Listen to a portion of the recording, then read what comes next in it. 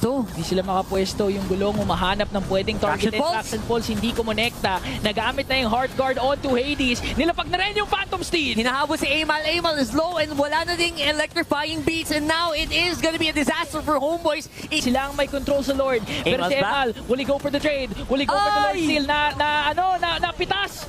Dito si si King. Vanix. Pero si Vanix may kasama na kabayo, may kasama pang JPL. Nandito na yung Angela. Hinahabol ngayon si Mel Cutie. Maiisaan ba nila? At yun na nga, bumawi si Kurt Tizzy. Vanix na lamang.